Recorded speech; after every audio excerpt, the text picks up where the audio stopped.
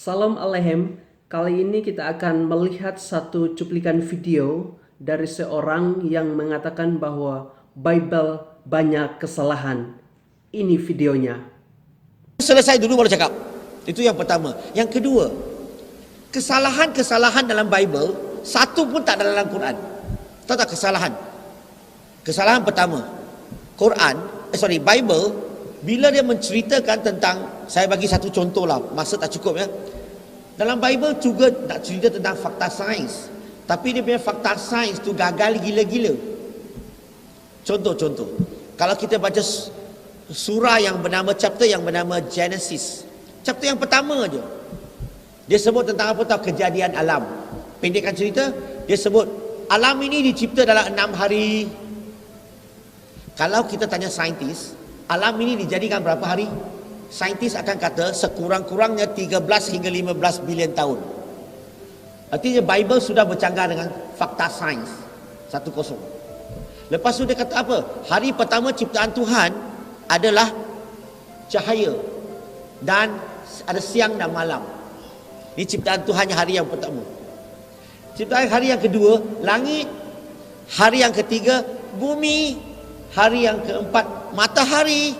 Hari yang kelima, binatang laut, seafood.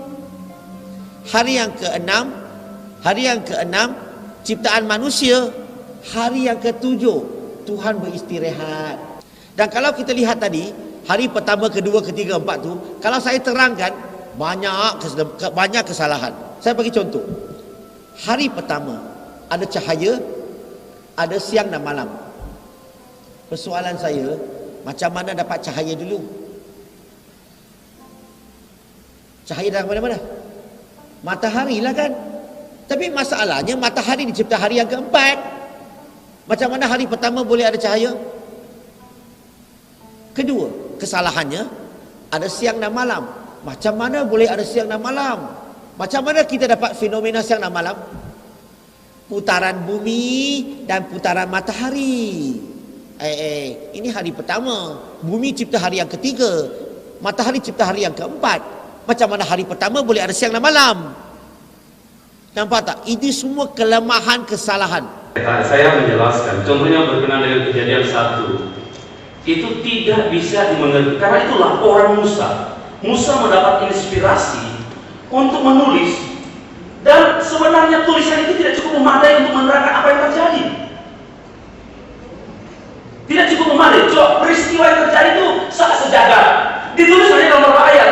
It's impossible to be understood. Ini yang mendasar.